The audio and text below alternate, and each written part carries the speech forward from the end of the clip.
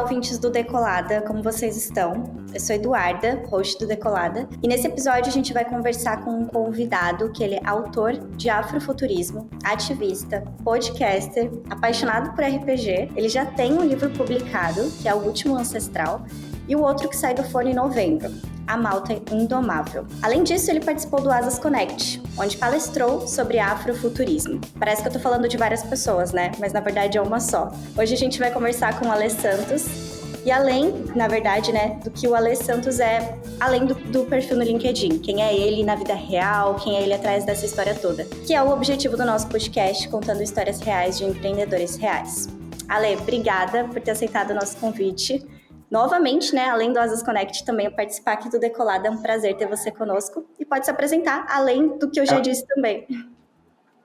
É um prazer para mim estar com vocês, assim, é sempre bom a gente poder falar um pouco de quem a gente é mesmo, né? Muita gente me conhece do LinkedIn e não me conhece das minhas outras redes ou das minhas outras atuações. Eu estou há um bom tempo aí, eu acho que uns 10 anos, trabalhando com storytelling empresarial, até conseguir me tornar um autor independente.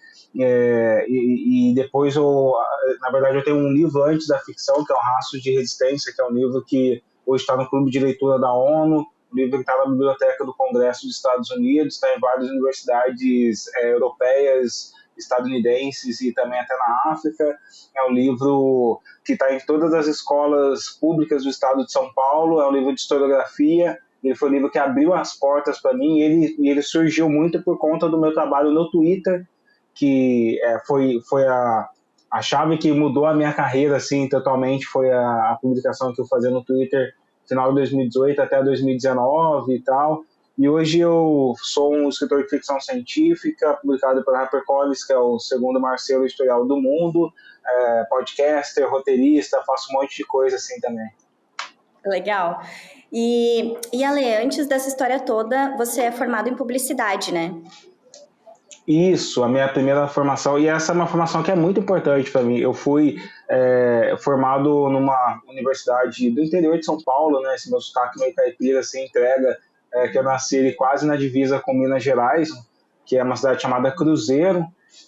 E aí, tipo, graças à política de cotas, à política de bolsas mesmo, do ProUni, eu consegui fazer a universidade. Foi a FATEC em Lorena.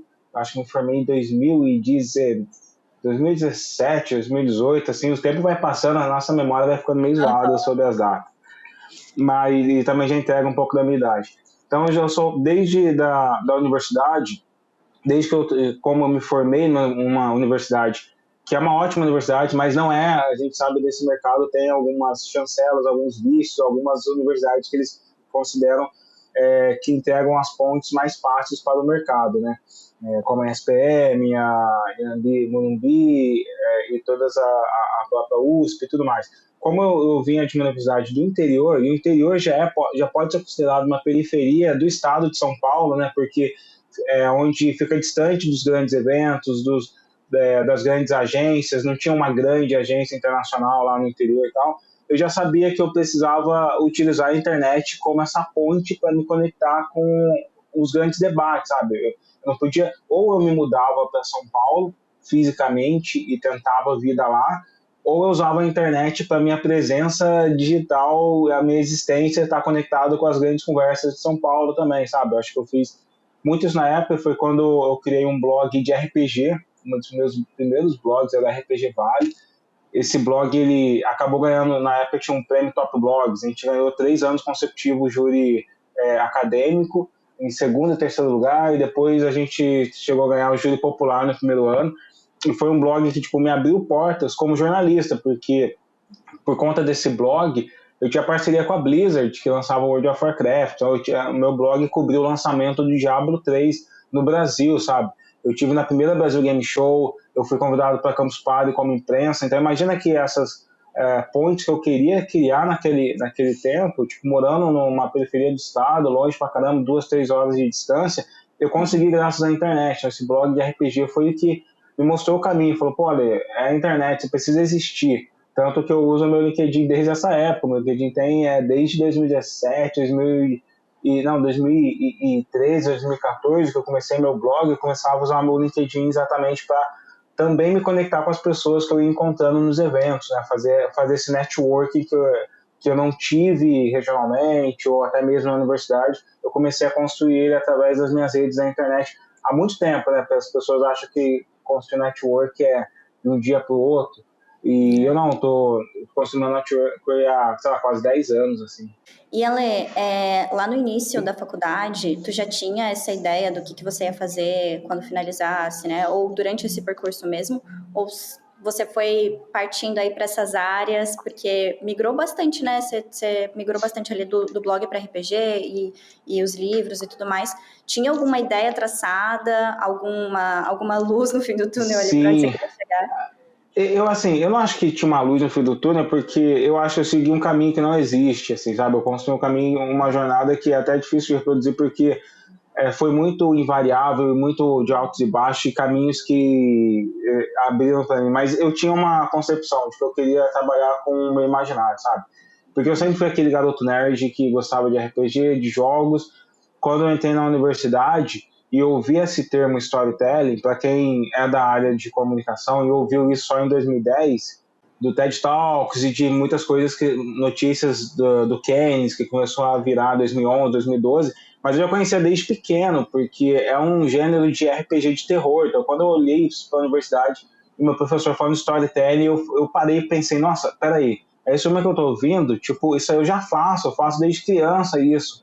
Eu preciso só aprender como fazer isso de uma maneira mais metódica, porque uma coisa é você ser um jogador, uma criança, um adolescente jogando despretensiosamente, outra coisa é você querer transformar isso em profissão. Você precisa aprender técnica, precisa aprender como que os profissionais de storytelling fazem isso, né? Então eu lembro que nessa época da universidade eu tinha ganhado um concurso de uma empresa, se não me engano era Icatu Radford, que me deu uma bolsa de um curso de férias da ESPM. E o primeiro curso que eu fiz foi estratégia de games para comunicação e marketing, com um cara chamado Vince Vader lá e tal. Então eu já estava, tipo assim, pode parecer para quem é de fora, porque eu acho que a área da comunicação ela é muito segmentada mesmo, muito fracionada e tal, mas no final das contas eu estava tipo, desenvolvendo aquilo que eu sempre fiz desde adolescente, que era trabalhar com o meu imaginário. Eu chamo das tecnologias do imaginário, que é o jogo e a narrativa, sabe? Então, estava começando a fazer isso. Depois de um tempo, eu acabei conhecendo outros professores da ESPM que viraram meus amigos, que é o Fernando Palácio, a Marta Terenzo e o Bruno Scartozoni, e eu trabalhei com eles durante 6 anos com storytelling empresarial. A gente fez muitas coisas bacanas. Eu acabei, tipo, gamificando o maior evento de TI da América Latina, que é o IT Forum. Então, durante 3, 4 anos tinha uma gamificação lá, eu era o responsável pela gamificação. Depois eu virei consultor de gamificação do Hospital das Clínicas, dei curso lá de gamificação, trabalhei com gamificação até mesmo gamificando para alguns bancos e tal. Eu criei um jogo de treinamento se não me engano, foi a Avon, o treinamento da Encontro Nacional da Avon com o pessoal da HSM. Então eu estava dentro desse caminho de trabalhar com o lúdico, trabalhar com o meu imaginário, sabe? Até paralelo a esse caminho, eu estava trabalhando com o meu imaginário na escrita também, né? Em 2013 eu representei o Brasil numa antologia mundial de ficção científica, então eu já estava tentando dar meus passos ali de uma maneira mais consistente na literatura, mas esse passo ele veio mesmo em 2018, quando o mundo me conheceu por conta das threads que eu fiz no Twitter. Sabe aquele lance da virtude maquiaveliana, é o momento certo, o lugar certo, a pessoa certa e tal? Porque as threads começaram a surgir na hora que eu já estava no Twitter. Eu tinha, por conta do meu blog de RPG, eu tinha 5 mil pessoas no Twitter. Quando eu comecei a fazer as threads, eu fui para 140 mil, pra você ter ideia. Então foi uma explosão. Eu tinha 20 milhões de visualizações no Twitter naquela época, quando o Twitter era orgânico. Então eu gostava de contar histórias, mas eu acreditava que comentar embaixo do seu próprio tweet é uma coisa de bobo, é uma coisa de perdedor. Eu tive a oportunidade de falar isso pro Jack Dorsey, porque eu conheci ele quando ele veio pro Brasil. Eu fiz uma reunião com ele e tal.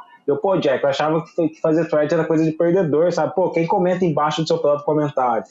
Eu achava isso. Mas quando eu fiz a minha primeira thread, o meu engajamento cresceu um pouquinho. Então foi uma thread, nem foi uma thread narrativa, uma thread contando algumas, tipo, discutindo alguma coisinha, se não me engano, herança epigenética, uma coisa nerd que eu tinha interesse em discutir a partir de uma série. Quando eu vi que o meu engajamento aumentou um pouco, eu falei, cara, e se eu contar uma história aqui? Tanto que algumas pessoas dizem que eu meio que fui um dos precursores das threads narrativas. Então, eu contei uma história que foi a colonização do Congo, e foi a primeira vez, assim, eu ganhei 40 mil seguidores em 2 dias. Foi muito explosivo, assim, esse acontecimento. E aí, a partir dessa... obviamente, eu fiquei desesperado, comecei a fazer uma thread atrás da outra, porque aqueles 15 segundos de holofote, você não quer que passe, né? Tipo, eu fiquei muito desesperado e comecei a fazer várias threads ao longo da semana. Então, depois de 2 semanas, eu já comecei a aparecer em vários jornais. Então, tinha pessoas falando de mim, a Folha de São Paulo, todos os outros jornais, assim, falando, esse cara tá acontecendo no Twitter, tipo, tinha matéria sobre mim na revista Piauí. A galera começou a me chamar de escritor, autor, sem ter um livro mesmo com o meu próprio nome. Aí eu, tipo, dava meu nome, eu fazia várias entrevistas. Nesse momento eu fui convidado para escrever threads para o The Intercept Brasil, então foi como eu acabei entrando para escrever também matéria para o The Intercept. Eu escrevi para a revista Super Interessante, virei colunista da Vice, que agora é extinta e tal. Então, assim, eu comecei a trilhar meu caminho na imprensa mesmo, assim, no acontecimento nesse momento. E muitas outras pessoas se aproximaram de mim, pessoas que se tornaram amigos, pessoas que eram meus ídolos, de repente me chamando no WhatsApp para trocar ideia, sabe? Então foi um momento e aí eu tive que saber aproveitar também esse momento, sabe? Tipo, e foi onde que eu realmente tive que criar um plano, porque se você não tem um plano, quando as coisas acontecem, não precisa ser um plano. Se você não tem uma visão do que você quer com aquilo passa, sabe? E na internet hoje tudo é efêmero, tudo passa na internet. Então quando acontece uma explosão de relevância, de audiência, de as pessoas olharem para você, se você não falar, cara, o que eu vou fazer com isso? Qual é o meu segundo passo? Eu vou ficar eternamente criando threads? Se eu ficasse eternamente criando threads, hoje já não existiria na internet, porque o Twitter perdeu muita audiência com os novos planos do Musk.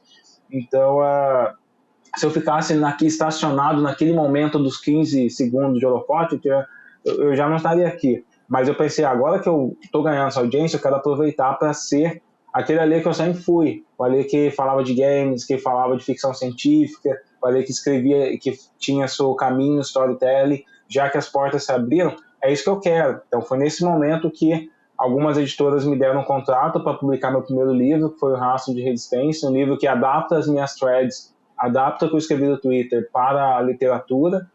E a partir dali eu comecei a planejar. Pronto, beleza, as portas do mundo editorial se abriram para mim. Agora eu vou... E foi muito louco porque o primeiro livro que eu publiquei na vida foi finalista do Jabuti, que é o maior prêmio de literatura do país. Então, assim, foi absurda a forma com que eu aconteci na literatura, sabe? Tipo, sair do Twitter para disputar a literatura com o Gil, com todos os maiores nomes da literatura do país e tal. E aí as editoras chegaram e criou essa ansiedade, as editoras perguntarem ali, qual que é o seu próximo livro? O que você quer para você no próximo livro?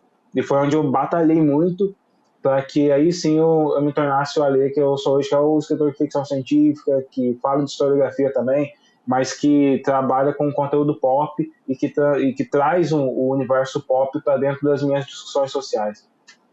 Legal. E Ale, falando sobre essa mudança de escrita, né? Porque tu iniciou fazendo esse boom, né? Essa grande relevância que tu teve ali no Twitter, eram de threads. Então, tinha uma limitação ali de tamanho de história que tu ia contar, a complexidade do que tu ia compartilhar. E ir para um livro é bem diferente essa escrita, a forma que você muito vai diferente. Explicar. Como que foi esse desafio para você?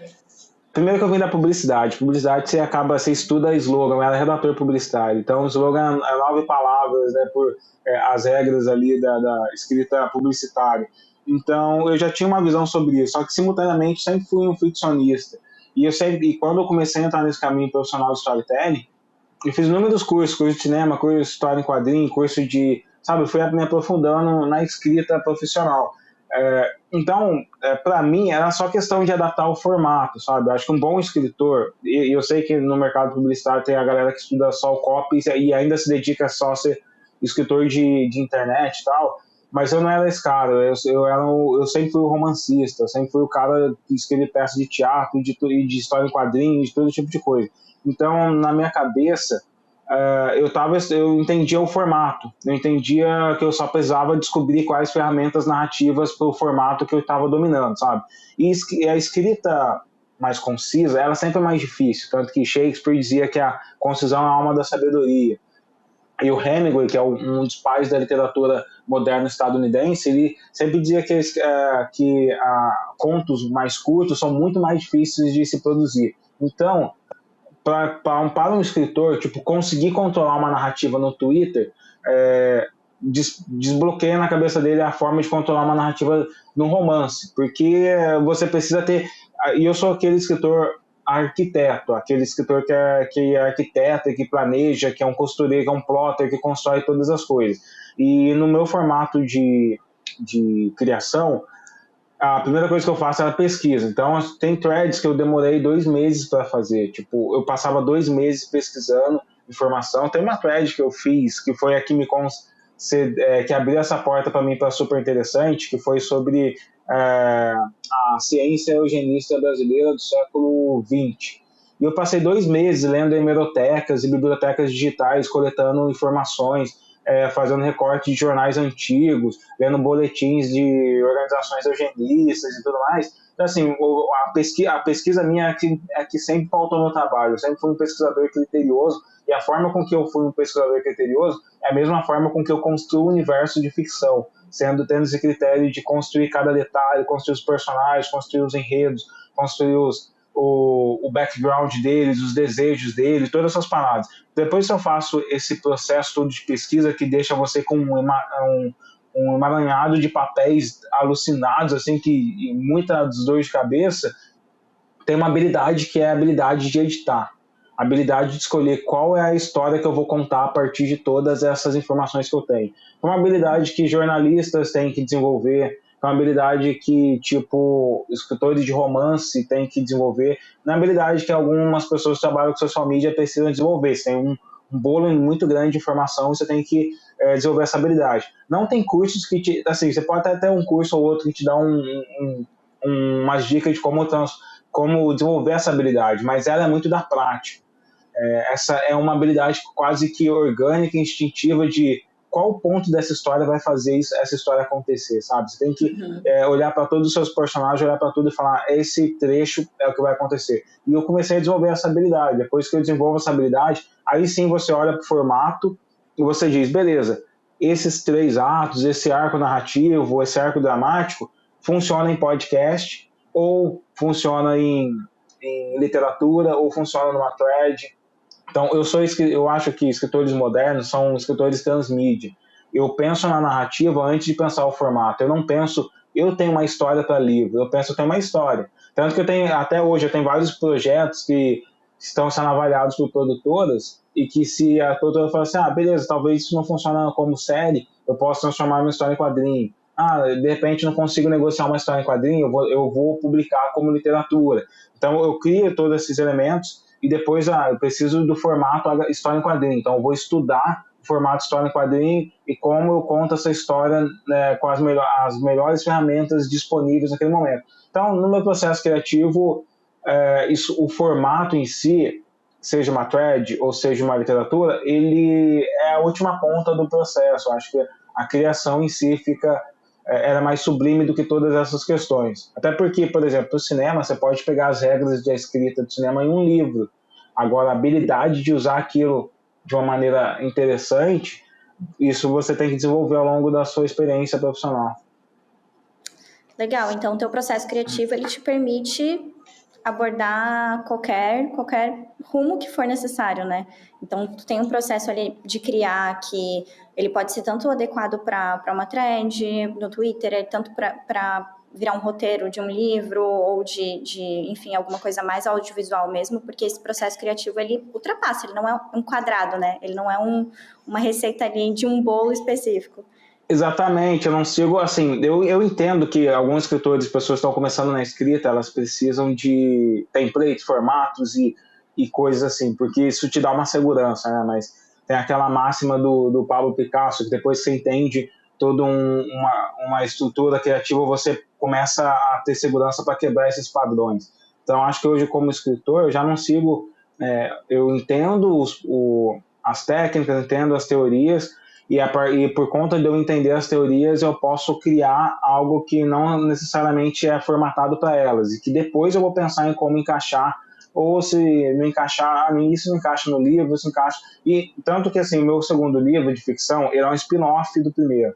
E esse pensamento transmídia, esse pensamento de transbordar uma narrativa, ele só é possível se você já cria a sua narrativa com esses elementos para ser transbordáveis, sabe? Tipo, desde quem segurava da Convergência, né? Henry Jenkins, desde esse livro que era muito antigo, era da Convergência, ele dizia que alguns elementos de transmídia seriam uma narrativa com um mundo recheado o suficiente para hospedar inúmeras discussões ali dentro, sabe? Então, eu construo esse mundo, naturalmente eu falo, olha, esse personagem que eu criei, que não está dentro dessa história, mas que já está criado, ele tem uma linha narrativa que ele pode funcionar em outros momentos, em algum outro formato. E aí, a partir dali, eu vou estabelecendo novas narrativas, todas conectadas. Sim, hoje o que a gente muito percebe é essa linha de produção para essas entregas, né? Eu preciso de algo para um livro, então ele vai ser formatado para isso, ele vai ser criado para isso. E aí, se precisar ser feita qualquer adaptação, a gente vai precisar de uma nova criação, né? Não é transbordável, assim, não é nesse Isso, sentido. mas isso é muito da nossa indústria também. Eu acho que, por exemplo, quando você olha para o entretenimento hoje, para games, para as grandes empresas de entretenimento, a Blizzard, a Ubisoft, as empresas que estão, a Disney e tal, esse não é o pensamento deles, sabe? Tipo, a Disney cria um universo compartilhável infinito, de infinitas possibilidades. Mas eu compreendo que a indústria brasileira e muito mais a comunicação brasileira, ela é muito tipo emergente, sabe? Ela é bastante emergente, assim, é muito pro agora. E eu não acompanho tanto mais, mas eu acho que raramente tem uma campanha que durou mais de 3 meses, assim, no Brasil, uma grande narrativa que é construída ao longo de 1, 2, 3 anos. Já a indústria do entretenimento pensa em criações para longo prazo. A Ubisoft, quando ela construiu as novas linhas da franquia Assassin's Creed, ela já planejou 20 anos de narrativa, sabe? Então, o pensamento de construir franquias de entretenimento, como Star Wars, como Assassin's Creed, como Pokémon e tudo mais, ele sempre é um pensamento que talvez é difícil de se aplicar no mercado publicitário, assim. Por exemplo, o meu próprio universo de ficção, eu planejei ele para 10 anos, sabe? Então, a editora já sabe que a gente tem um contrato para 2 livros e que a gente vai continuar seguindo essa criação e que se eu não conseguir criar com essa editora, eu vou criar em outro lugar, eu vou transformar em podcast ou TV, alguma coisa, mas é um universo que eu vou construir ao longo prazo. Legal. E agora, Ale, uma dúvida que eu tenho sobre curiosidade sobre o processo criativo. Teve algumas adaptações ali que você precisou fazer para tirar essa criatividade de dentro de você? Com o que eu quero dizer isso? A gente tem muitas informações que chegam na gente tudo ao mesmo tempo, né? Tu se sentiu alguma vez já influenciado demais, deixando de ter as próprias ideias, sendo influenciado nesse sentido mesmo, assim, começar a entrar nessas trends mesmo, assim, sabe? Isso aí tá rendendo, vou fazer isso, ou teve alguma coisa, algum momento que isso já aconteceu com você? Eu acho que na época das threads isso acontecia, porque as threads, tipo, o movimento das redes sociais existe a discussão da semana no Twitter, sabe? Existe a discussão do dia no Twitter. Então, o que eu vou entregar nesse dia para que as pessoas consumam? As redes sociais, elas são muito assim. Quando eu vou para a minha ficção, eu não faço isso porque eu tenho um propósito muito específico do que eu quero concluir com a minha obra, sabe? Então, eu tenho uma visão muito grande do que eu quero com os meus 5 livros planejados já para os próximos anos. E aí até, tipo, eu morava no interior de São Paulo, agora eu estou morando em Belém do Pará, e as pessoas aqui falam, nossa, então você vai trazer questões de Belém do Pará para o seu livro? Não necessariamente, porque eu tenho esse propósito. Então, acho que quando você é um criador com propósito, e você sabe exatamente o que você quer, qual é o seu foco, eu sempre costumo dizer que você não pode se deixar levar nem pelas pessoas que te criticam demais e nem pelas que te aplaudem demais, porque todas elas vão influenciar o seu propósito, vão influenciar o caminho que você está querendo construir. E eu quero construir um caminho de ficção científica afrofuturista totalmente brasileiro, com inspirações brasileiras, com questões que eu quero falar sobre o nosso país, e eu tenho isso em mente, já tenho foco nisso, eu já sei quais são as minhas inspirações, eu vou, na ficção, eu tendo a não me influenciar por isso. Nas redes sociais é muito difícil, porque rede social é audiência instantânea, sabe? É reação, é quase como um teatro. Você é como um ator que você está em cima do palco e você entrega uma reação e a plateia vai sorrir ou vai te odiar, e aí você responde aquilo simultaneamente, sabe? E não tem como fugir um pouco disso nas redes sociais por conta do algoritmo. Mas como na arte, no entretenimento, eu acho que você não pode se entregar a essas influências passageiras, porque as grandes obras, tipo de cinema, tipo, por exemplo, O Poderoso Chefão, até mesmo O Senhor dos Anéis, ou grandes obras assim, O Alto da Compadecida, que é uma grande obra brasileira, ela não pode responder aos anseios das redes sociais, porque daqui a um tempo, aquela discussão que aconteceu no Twitter no dia X do ano X, ela não faz sentido nenhum para quem está vivendo no ano Y do dia Y, sabe?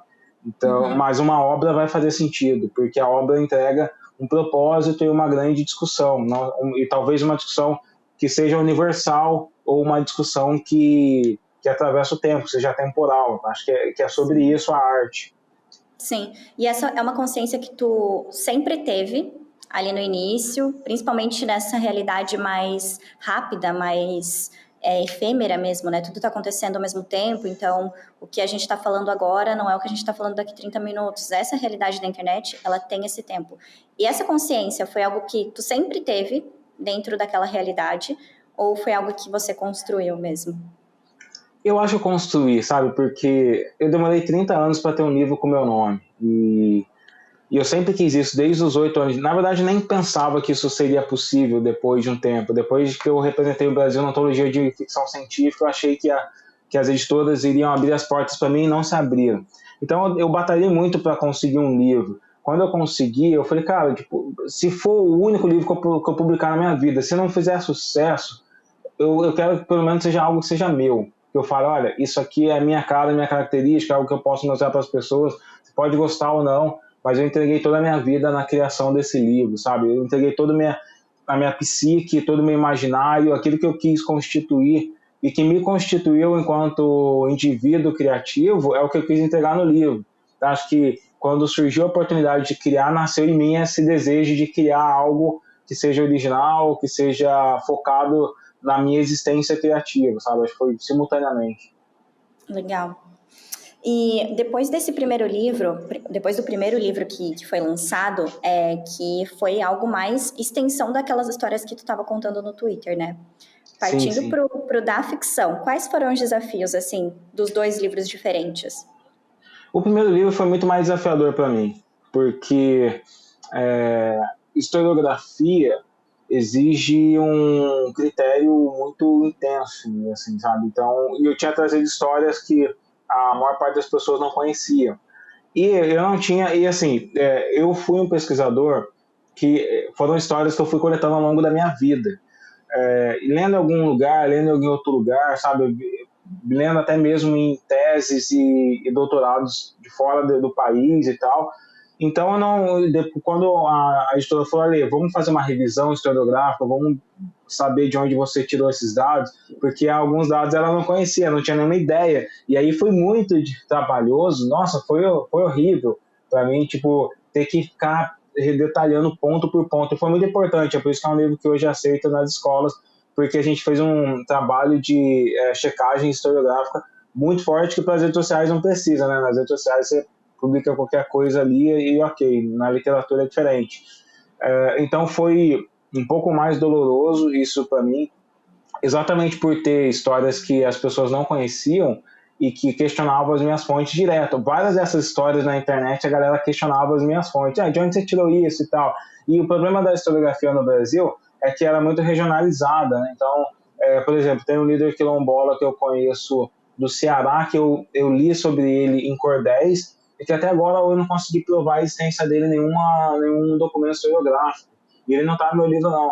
Exatamente por eu não ter conseguido provar, eu não consegui construir a história dele, porque tem citação dele em um ou outro cordel. Então tem outro líder que é o Negro Cosme, que é lá do Maranhão, que foi um dia que eu fui visitar o Maranhão, dar uma palestra lá, que eu conheci uma historiadora do Maranhão, da cidade, que me entregou várias bibliografias que só estão na biblioteca pública do Maranhão. Sabe? A gente ainda precisa fazer um trabalho de conectar todas as fontes que existem do país em algum grande lugar, porque não tem. Então a gente tem esse trabalho de construir pedras, sabe? De construir mesmo esses pilares assim, dessa coisa toda. Então para mim foi mais difícil, doloroso esse tipo de processo. Seria muito bom se eu tivesse tido recurso para viajar o Brasil todo, coletar mais histórias e fazer todo tipo de coisa, mas eu tive que fazer com o que tinha na internet, e foi um trabalho muito primoroso que graças à editora a gente conseguiu concluir.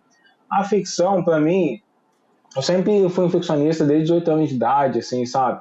Então a minha dor foi o seguinte, tipo, eu fui aquele nerd fã de Senhor dos Anéis que estava publicando, que hoje se tornou parceira editorial do Tolkien, né? Tipo, a HarperCollins publica Tolkien e Arthur Conan Doyle, que é o escritor do Sherlock Holmes. Então, quando eu fui publicar na casa do Tolkien, eu falei, caramba, mano, eu preciso entregar um livro que seja um livro, primeiro seja um romance, né? No mínimo 60 mil palavras desse livro. Meu livro terminou com 85 mil palavras. Então, teve essa autocobrança ali para você? Teve, porque meu contrato não tinha limite de caracteres. A editora queria um livro e nem determinou se era uma novela com 15 mil palavras ou se era um romance. Eu falei, não, eu só vou entregar se for um romance. Se eu, tipo, agora eu vou me provar como escritor. E aí teve aquela dor mais intensa de todas, porque foi assim, o meu primeiro livro de historiografia foi finalista do Jabuti. Eu falei, cara, e se agora eu estiver publicando ficção científica, fantasia, o que eu realmente quis fazer e ninguém gostar desse livro? Então, nossa, foi horrível para mim essa dor, essa expectativa de saber como as pessoas iriam aceitar a minha ficção, se elas aceitariam a minha ficção da mesma maneira que aceitaram a historiografia.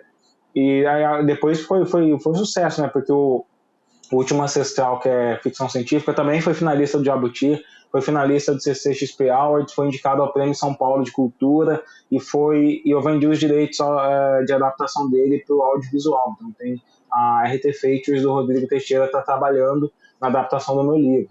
E aí hoje eu já tenho mais essa segurança, e eu não sei dizer se a palavra é segurança, porque segurança deixa a gente desleixado, mas eu já tenho entendimento de que existe uma aceitação, uma validação daquilo que eu fiz enquanto ficção científica. Então, obviamente, eu preciso entregar uma coisa que eu continuo me cobrando pra caramba, mas eu já sei que, olha, tipo, eu não sou o pior escritor de ficção científica da história, não. E é muito louco, porque eu tenho esse...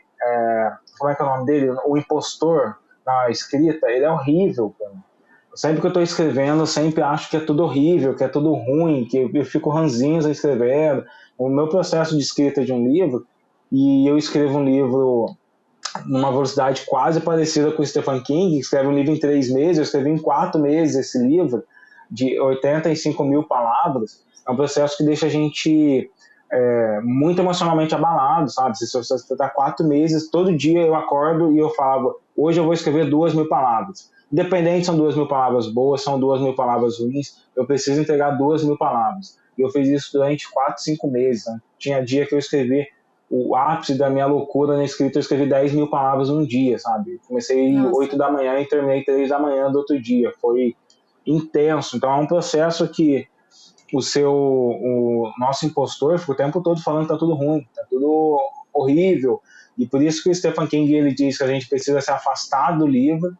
Eu acho que eu só consigo avaliar meu livro 5, 6 meses depois, só depois que ele tá lançado, que eu consigo olhar para esse livro sem sentir dor, sabe? Sem falar, nossa, cara, como que foi tenso escrever esse livro. Só depois de muito tempo. Então, hoje eu olho pro meu primeiro livro com um orgulho violento, eu olho pro Último Ancestral com aquela felicidade muito grande. Agora, esse novo livro que eu estou lançando, eu ainda olho para ele e falo, caramba, foi uma treta, foi uma jornada escrever esse livro, e espero que as pessoas gostem, fiquem seguros pra caramba, porque o processo criativo, ele é um processo de insegurança, um processo que você precisa continuar criando, mesmo que você esteja se sentindo mal, se sentindo bem. Não tem dia, sabe? O dia tá chovendo, você tem que acordar, você tem que escrever. Isso é uma diferença de um escritor profissional, de um escritor... Uma coisa que um jogador de futebol que só joga final de semana e um que está todo dia treinando. Você vai chegar lá e você vai ter que produzir, vai ter que escrever, você vai ter que desenvolver a musculatura da escrita. E é isso que faz de você um escritor bom. Um escritor que está há vários anos escrevendo constantemente, entendendo como entregar o ritmo, entendendo como criar bons personagens, entendendo como que o diálogo interfere na sensibilidade da leitura. Isso tudo só vem com a escrita. E você tem que escrever. Eu escrevo muito, escrevo demais, assim. Existe o Alê, então, dentro da construção de um livro e um Alê depois do livro lançado. São duas pessoas diferentes. Nossa, totalmente. Tem uma autora que eu esqueci o nome dela, mas ela diz uma frase que é assim: eu odeio escrever livros, eu amo ter escrito. Então, o processo de escrever, ele é doloroso. Não tem um escritor que fala assim, nossa, tô de boa pra caramba aqui na praia, curtindo, tomando uma e escrevendo meu livro. Não. O bom escritor, o escritor comprometido com a escrita, ele se cobra, sabe? Ele se odeia, ele se ama, é uma roda gigante. Então tem dia que eu acordo falando, nossa, que eu sou o melhor escritor do mundo. 24 horas depois eu tô, cara, por que eu aceitei esse contrato? Que idiota que eu sou, sabe? Então você vai passando por esse processo e uma pessoa num processo criativo, eu já compreendo que todas as fases emocionais fazem parte da minha escrita. Então eu aviso para as pessoas que estão do meu lado, não se abala, não aviso minha namorada, minha irmã, aviso todo mundo, não se abala, não se preocupa, porque eu vou sofrer pra caramba, eu vou falar muitas coisas ruins de mim mesmo, mas eu vou continuar escrevendo, eu vou entregar essa parada.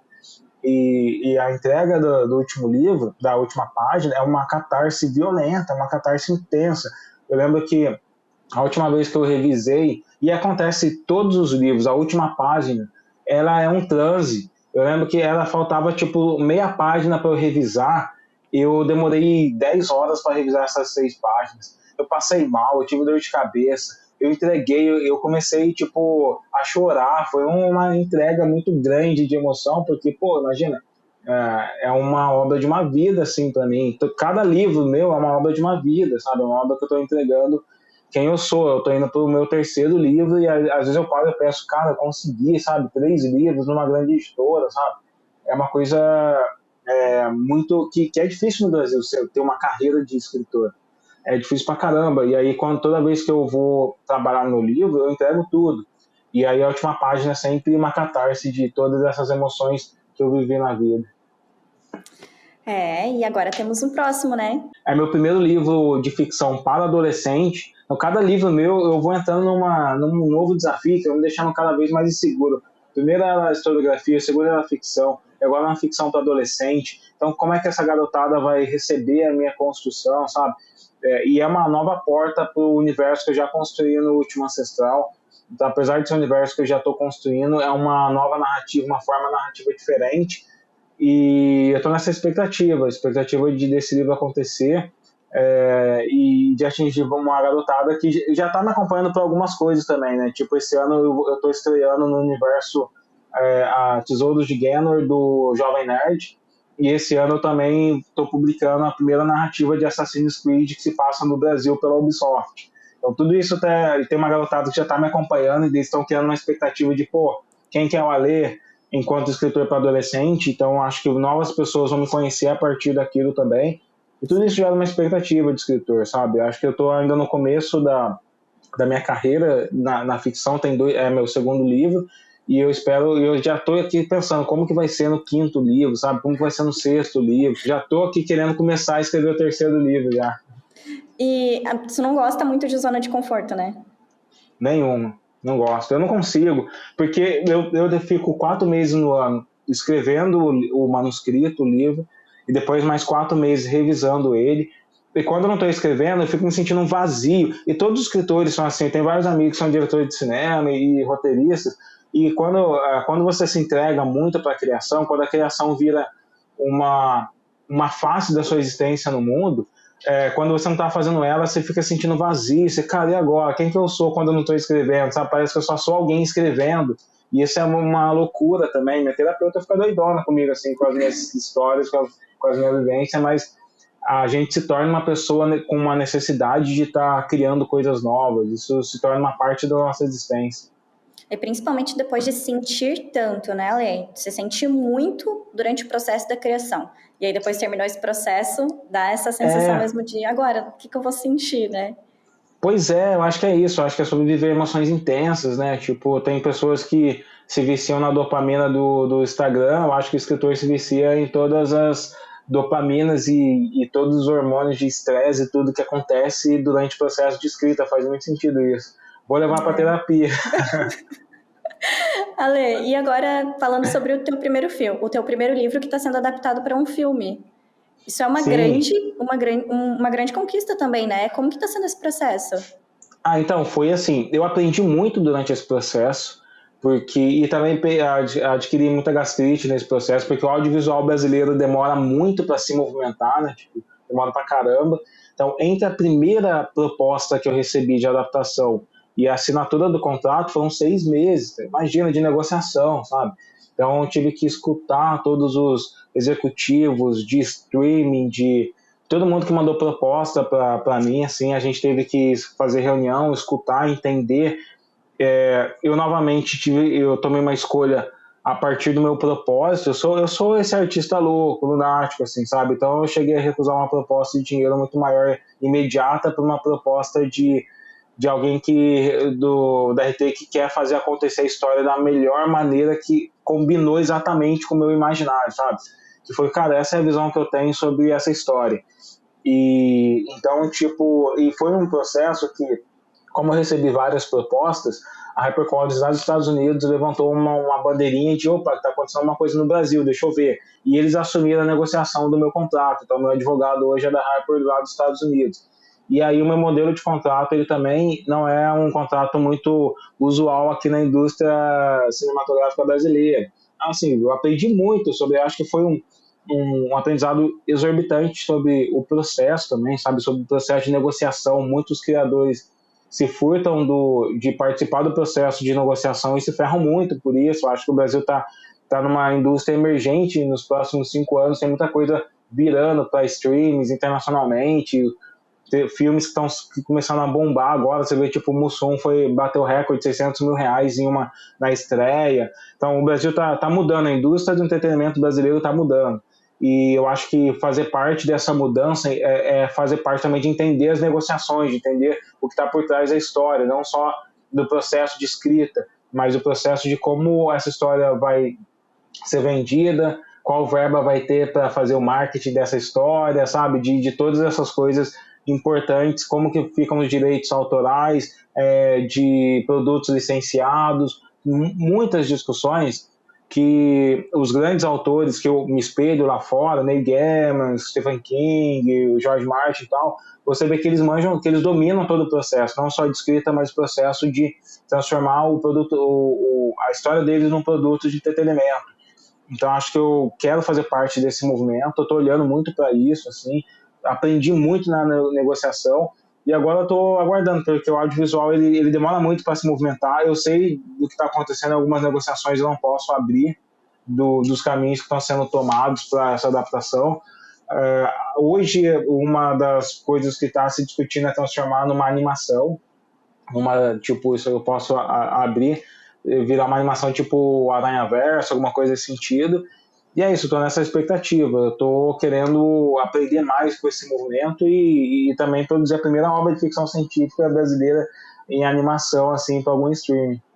Que legal, né, Ale? E particularmente me parece que toda a tua história, ela foi planejada, porque não me parece que nada saiu ali do esperado. Não sei se tu tem essa sensação contando para mim também, mas parece que assim, todo passo foi planejado, tudo calculado.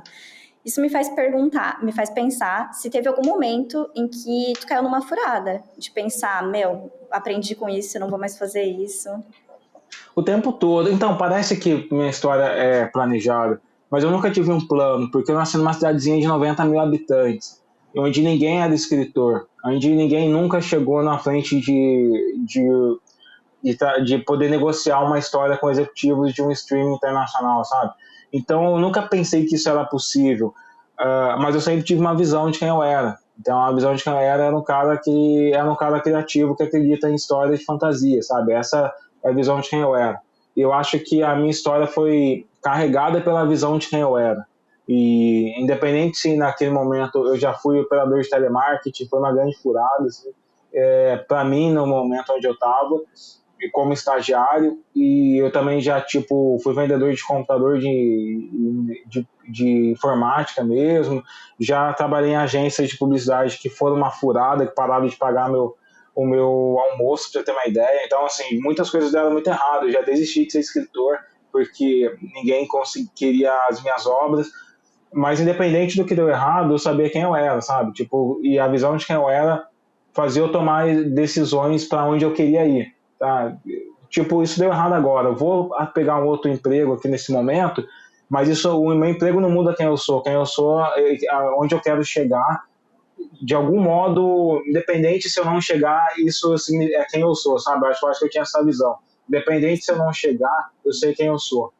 E aí essa visão de quem eu sou é o que, com a oportunidade de negociar, sabe? Eu acho que a faculdade de publicidade foi muito boa para mim nesse sentido, porque muitos artistas e amigos meus escritores, eles não têm essa visão de mercado, não têm a visão de network, não têm a visão sabe, de onde eles precisam chegar. Eu acho que tem um comediante estadunidense, esqueci o nome dele, que uma vez perguntaram para ele, cara, quem que você era, o que que você precisou fazer para se tornar quem você é nesse momento? Ele, cara, eu precisei construir pontes, precisei construir toda uma rede de contatos e amigos que eu não tinha na minha infância, na minha cidade, na minha condição, sabe?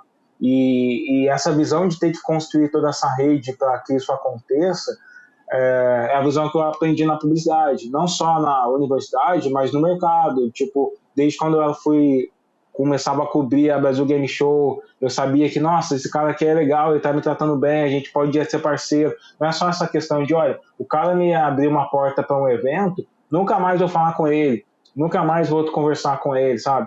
E essa coisa de estabelecer mesmo o contato com o indivíduo, de virar parceiro, de saber que não é só uma negociação, não é só por interesse. Você pode, obviamente, algumas coisas são por interesse, mas você não precisa ter só um interesse específico, você pode ter interesse de um relacionamento, você pode oferecer uma informação, pode indicar pessoas, sei lá, pode ter várias coisas de troca. É uma forma de pensar que me apoiou muito no jornalismo, que eu virei muito amigo de várias pessoas no jornalismo, às vezes essa história não é sobre mim, mas eu tenho uma informação, eu posso entregar uma informação, posso indicar alguém, estabelecer essa rede de contatos. E essa visão de que a negociação é importante, eu aprendi na publicidade, sabe? Que a negociação é importante pra caramba, porque já me ferrei muito por não ter poder para negociar por mim. E agora eu tenho poder para negociar pelo meu próprio nome, pelas minhas próprias ideias. Tanto que no mercado brasileiro de literatura não tem agente. Eu mesmo, tô lá no WhatsApp negociando com as editoras, sabe? Ou às vezes em reuniões. Mas eu sei que, por exemplo, agora eu quero me expandir para fora do país e para lá eu preciso de um agente, então já tenho olhado para algumas possibilidades. E eu acho que essa visão de, não existe um acontecimento orgânico, eu aprendi na publicidade. As pessoas, por mais que seja muito legal, que você tenha uma causa, uma visão, e essa visão ganhe o mundo, a gente sabe que as visões que ganham o mundo são as visões que são articuladas para ganhar o mundo, sabe? Que são patrocinados, que tem investimento, tem no mínimo uma rede, uma estrutura. Se você não tem isso, você tem que investir. Então, eu invisto na minha carreira como escritor. Quando eu fecho um contrato, eu pego 20% do meu contrato e contrato uma assessoria de imprensa, sabe? Eu contrato pessoas que possam falar por mim, que me apoiem nos meus lançamentos. Eu invisto na divulgação dos meus livros. E toda essa visão de carreira, de transformar o que é um escritor independente numa carreira de escritor, eu aprendi com a publicidade. E Ale, tu acha que esse é um dos desafios dos escritores hoje no Brasil? Não basta só você ter um livro muito bom, você precisa saber fazer ele ser visto, né? Você acha que esse é um dos desafios? esse é um desafio, porque assim, no Brasil tem uma tradição de escrita que o Machado de Assis era escritor e funcionário público, sabe? Então parece que tipo algumas pessoas estabeleceram essa ideia de que escrever não é uma profissão, que você vai ganhar dinheiro com alguma coisa e de repente você vai usar esse dinheiro que você ganhou para poder escrever, para ser um escritor. E isso impacta, por exemplo, alguns grandes eventos, algumas grandes bienais de literatura no país não pagam cachê para o autor. A gente tem todo um pensamento estruturado que não é comercial, sabe? Então, e o Brasil, algumas editoras não sabem lançar autores, porque são editoras que estão meio que acostumadas a vender para o Estado, né? O Brasil é um dos maiores compradores de livro do mundo. Então, elas sabem fazer B2B, na hora de fazer B2C, eles não têm ideia. Qual escritor brasileiro, tipo, foi lançado por uma editora e se transformou num grande autor depois de anos? Não tem uma gestão de carreira dentro de editora, sabe? Como você pode olhar para vários nomes de Netflix ou Amazon, de pessoas que são totalmente desconhecidas e de repente se tornou um grande avador, né? Ganhou uma grande produtora, Jordan Peele se tornou um grande produtor porque eles pegam um contrato ali e aí eles realmente vão trabalhando naquela pessoa. Isso não tem no Brasil, porque tem todo um pensamento mercadológico que, na verdade, que parece meio... parece que está todo mundo tentando se virar ao mesmo tempo, só que ainda não estabelecendo um modelo de negócio para fazer isso acontecer, sabe? Então, e aí faz com que os autores, alguns já estão naquela ideia de, cara, se eu escrever o meu próximo livro maravilhoso de 900 páginas, o mundo vai me reconhecer. Não vai, sabe? É igual música hoje em dia, tem vários amigos que são da área da música, e a gente sabe que para aparecer nas playlists, os caras pegam uma grana do cachê do show deles, pagam para estar nas playlists, e aí surgem como os próximos fenômenos da próxima semana. E o mundo de entretenimento é assim, né? Tipo, filmes da Disney que quando não tem orçamento para marketing, às vezes flopam, às vezes é um filme bom, mas não gerou notícia porque não teve orçamento. E aí quando a gente trabalha como roteirista, a gente sabe de produtos nacionais que o pessoal compra toda a produção e esquece do investimento de divulgação, e aí o produto não vira, sabe? A gente precisa dessa plataforma de distribuição e de promoção. E eu acho que, tipo, sim, precisa, tanto que agora está surgindo vários cursos para ensinar o escritor. Esse lance de ser aquele escritor que senta, escreve, entrega para a editora e espera acontecer, acabou, sabe? Hoje a gente compete com o Big Brother, que sai do Big Brother já com o livro escrito. Ninguém sabe por quem, mas está lá escrito. Uma semana depois que ele saiu, está lançando o livro. Então a gente compete com esse tipo de gente, com pessoas de plataformas, youtubers que viram escritores. Então esse é o mundo que a gente tem.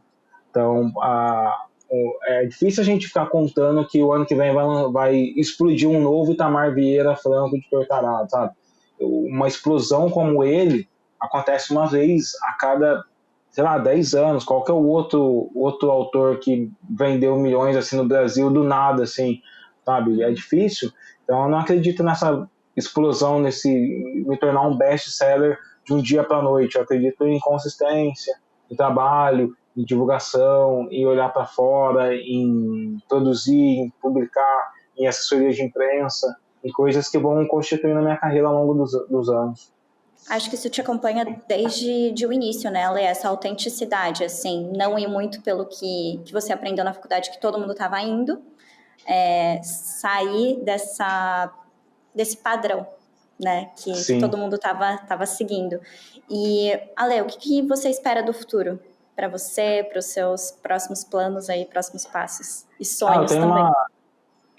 Eu sou bastante ambicioso, né? Eu espero que, e eu digo isso tranquilamente, meu plano futuro é entrar para a história da ficção científica latino-americana. Então para isso que eu estou trabalhando para que a minha visão, que hoje é pequena, ela se expanda e ela cada vez mais comece a impactar toda a ficção científica aqui no nosso continente. Legal. E uma dúvida também que eu tenho, hoje se você não fosse escritor, não estivesse trabalhando com tudo que você criou, o que você acha que o Ale estaria fazendo? Eu não tenho nenhuma ideia. Eu acho que essa é a minha pergunta desde os 18 anos de idade, sabe? Tipo, o que eu faria se eu não fosse o cara criativo? Eu não sei, eu acho que eu sempre fui um cara criativo que sempre quis trabalhar com imaginação e eu ia descobrir alguma forma de trabalhar com a imaginação. Talvez não no roteiro, ainda nos jogos, talvez, sei lá, de alguma maneira eu ia tentar trabalhar com a imaginação. É o que eu sempre quis fazer. Legal. E pra gente finalizando, Ale, quem são suas inspirações? Quem que você procura nesses momentos ali de desafios, de frustrações, né? Principalmente nesses momentos criativos, quem que você se inspira bastante? Conta pra gente. Nossa, tem muitas inspirações. Eu gosto muito de Clementina de Jesus, uma sambista, que a Rainha Quelé, meu primeiro conto de ficção científica foi inspirado numa música dela. Eu gosto muito de Cartola, eu gosto muito de Adoniran Barbosa, gosto muito a forma com que eu escrevo popularmente, é muito inspirado no Adoniran Barbosa e também no Ariano Suassuna, sabe? Eu gosto muito de Isaac Asimov, eu gosto pra caramba de Emicida, que é um amigo, Rashid, Coruja, Racionais. Eu gosto pra caramba de Jordan Peele. Eu me inspiro muito na história da minha avó e da minha mãe, que veio lá de Panelas, Pernambuco, sabe? Eu acho que eu tenho inúmeras inspirações que não necessariamente são escritores, mas que na hora que eu vou pensar em como ser um criativo, são as pessoas que eu estou me inspirando pra caramba. Eu gosto muito de Pixinguinha, que estava lá promovendo uma revolução moderna da música negra, década de 30, década de 40. Eu gosto muito sei lá, de N.K. Jemisin, que hoje é o grande nome da ficção científica no mundo. Octavia Butler também, que é a mãe do afrofuturismo. Mas eu gosto também dos escritores brasileiros como a Sandra Menezes, gosto pra caramba da Luan Zayla, gosto pra caramba da Gabi Amarantos, tem produzido uma visão amazônica muito fenomenal sobre o futurismo aqui no Pará. Gosto bastante do trabalho do Lázaro Ramos, sabe? Tem muitas pessoas hoje que têm produzido coisas legais que são inspirações para mim. Uma galera da pesada, né? Pois é. Ale, obrigada. Foi um prazer conhecer um pouquinho mais de você. Um prazer conhecer sua história também. E muito sucesso para esses próximos sonhos, que essa ambição continue aí do seu lado. Valeu, brigadão por tudo, brigadão pelo espaço e valeu quem escutou. É nóis. Isso aí. Quer deixar suas redes sociais também? Sim, quem quiser acompanhar a minha história, todas as minhas redes sociais têm @savagefiction. Só seguir lá, a gente continua trocando essa ideia, principalmente no Instagram, no Twitter, no Threads, no TikTok, no LinkedIn, até a mesma @, me segue lá pra gente continuar nosso papo. Valeu, hein? Fechou, Ale. Obrigada, viu? Se você ficou até aqui, muito obrigada. Não se esqueça de se inscrever no nosso canal para conferir outras histórias reais de empreendedores reais. Também confira os nossos outros conteúdos que também falam sobre finanças, tecnologia. E é isso. Curta o nosso vídeo e comente aqui embaixo se você tem uma sugestão de uma nova pessoa para nós conversarmos. Até a próxima!